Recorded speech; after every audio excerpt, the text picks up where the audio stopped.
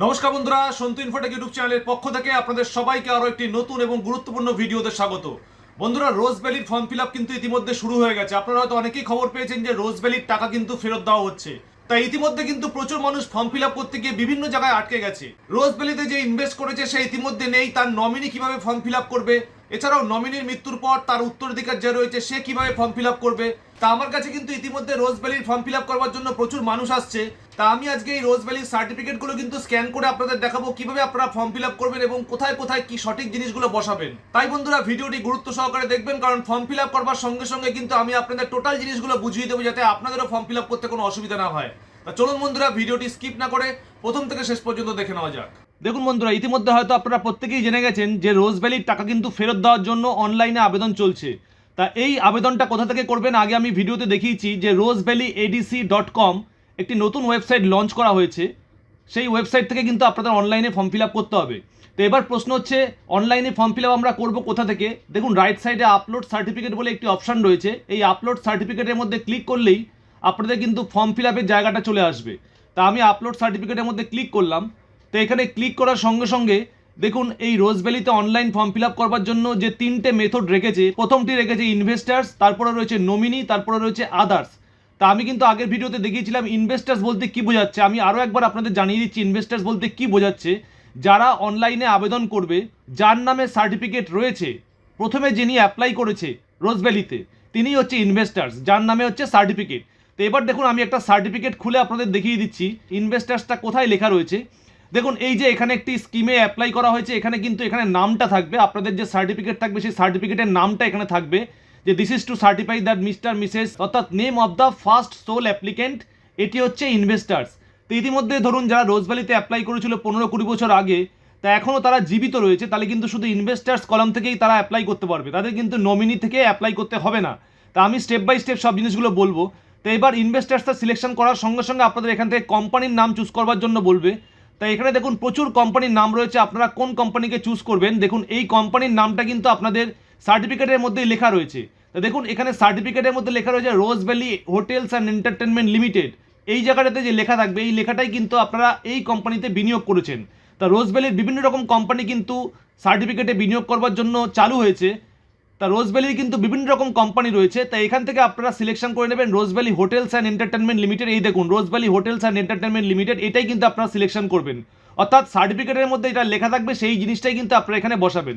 তো এবার এখানে দেখুন ফার্স্ট ইনভেস্টার্স রয়েছে, এখানে এইজ বসাতে বলেছে, জেন্ডার বসাতে বলেছে। তা আপনারা ফার্স্ট ইনভেস্টার্স বলতে বোঝাচ্ছে, দেখুন আপনারা যখন সার্টিফিকেটটা খুলবেন, অনেকের দেখবেন জয়েন্টলি অ্যাপ্লাই করেছে, তাদের ক্ষেত্রে কিন্তু ফার্স্ট এবং সেকেন্ড ইনভেস্টারের নাম বসাতে হবে।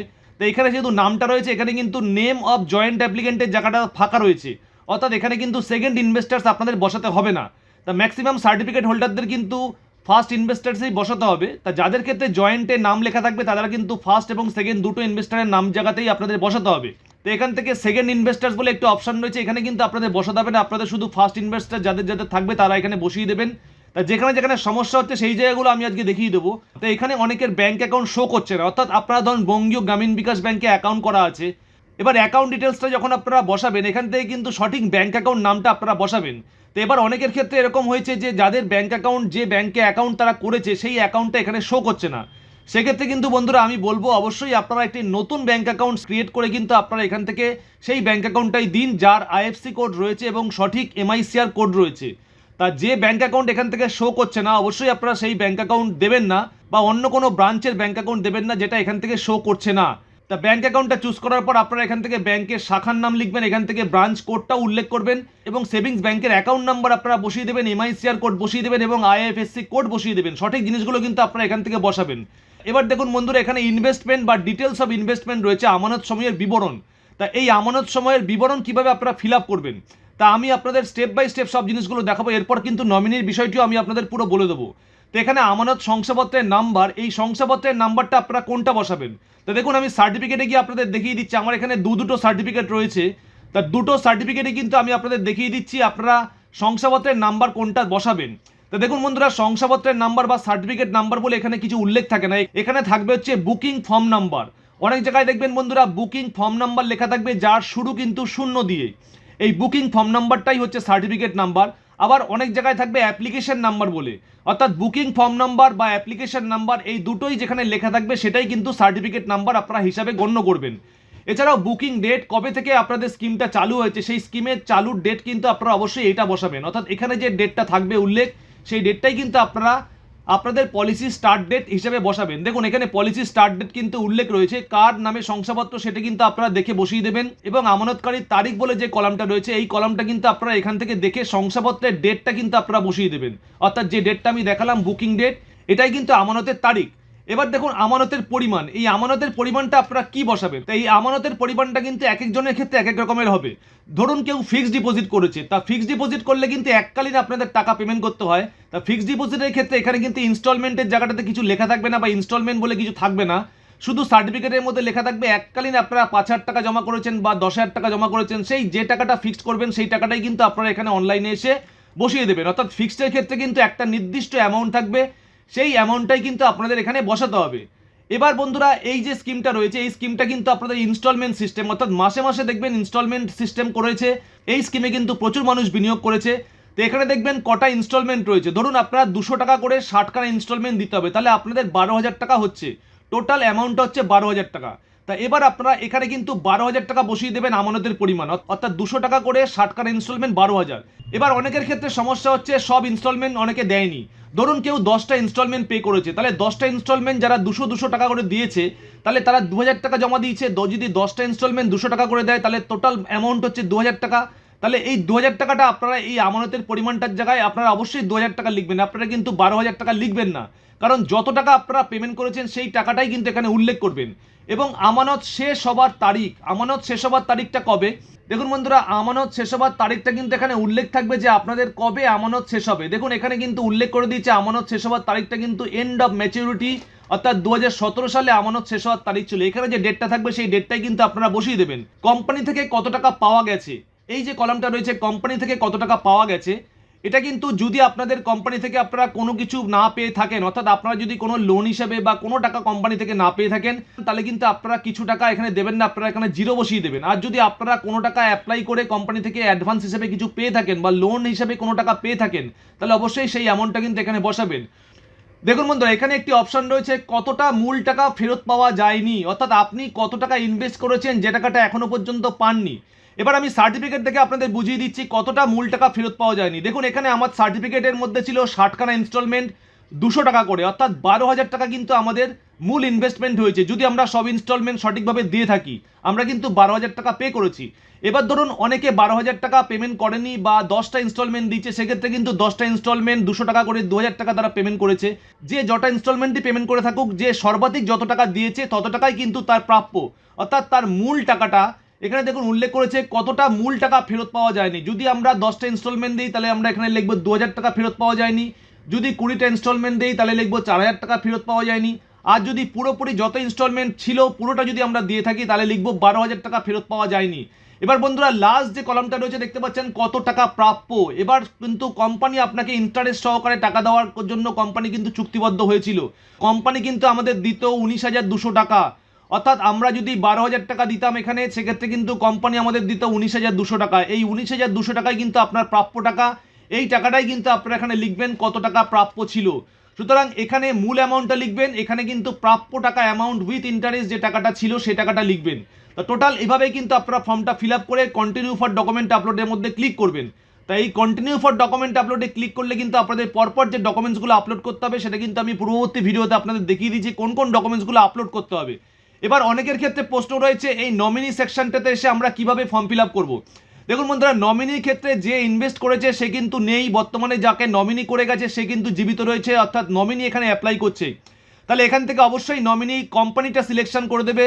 তাই এখান থেকে কোম্পানি সিলেকশন করার পর এখান থেকে কিন্তু নেম অফ নমিনি, অর্থাৎ নমিনি যিনি অ্যাপ্লাই করছেন তার নামটা এখানে বসিয়ে দেবেন এবং নমিনির ক্ষেত্রে কত শতাংশ ভাগ সে পাবে। দেখুন সার্টিফিকেটের মধ্যে কিন্তু নমিনির ঘরে কিন্তু অবশ্যই লেখা থাকবে যে নমিনির পার্সেন্টেজ কত রয়েছে, অবশ্যই কিন্তু এখানে উল্লেখ থাকবে যে নমিনি কত পার্সেন্ট পাওয়ার জন্য চুক্তিবদ্ধ করেছিল বা নমিনি কত পার্সেন্ট পাবে সেটা কিন্তু অবশ্যই পার্সেন্টেজ এখানে লেখা থাকবে, সেই পার্সেন্টেজটা কিন্তু আপনারা এখানে বসিয়ে দেবেন।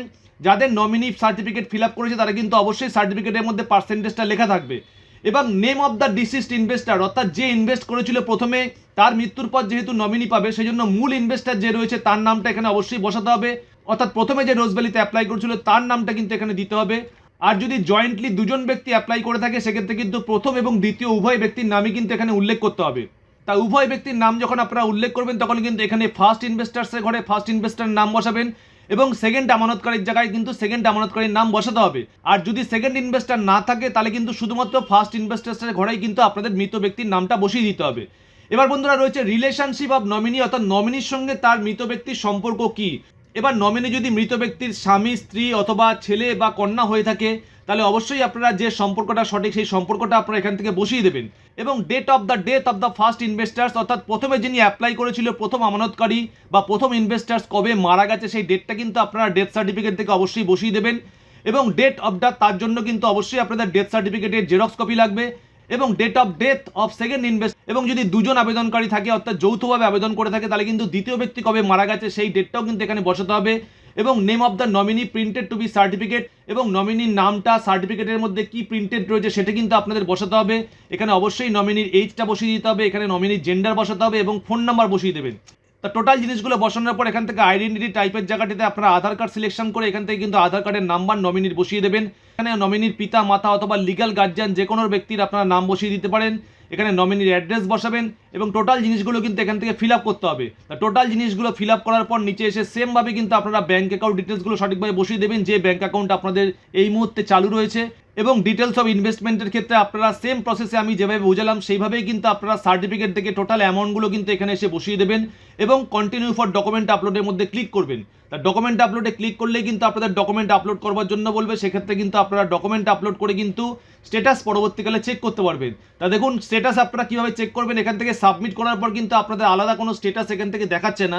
আপনারা ইনভেস্টার্সের মধ্যে ক্লিক করে কিন্তু এখান থেকে স্ট্যাটাস চেক করতে পারবেন। অর্থাৎ যখন ইনভেস্টার্সের মধ্যে ক্লিক করবেন আপনাদের একটি অ্যাপ্লিকেশন নাম্বার বা অ্যাকনোলেজমেন্ট নাম্বার আপনাদের সার্টিফিকেটে উল্লেখ থাকে, যে সার্টিফিকেট নাম্বারটা আমি আপনাদের দেখালাম।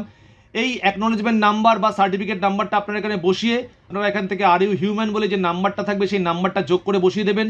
যোগ করে বসিয়ে যখনই আপনারা এখানে ক্লিক করবেন আপনাদের কিন্তু এখান থেকে ইনভেস্টার্স নেম দেখিয়ে দেবে, ইনভেস্টেড অ্যামাউন্ট দেখিয়ে দেবে এবং স্ট্যাটাস এই মুহূর্তে আন্ডার প্রসেস রয়েছে কিনা সেটাও কিন্তু আপনাদের দেখিয়ে দেবে।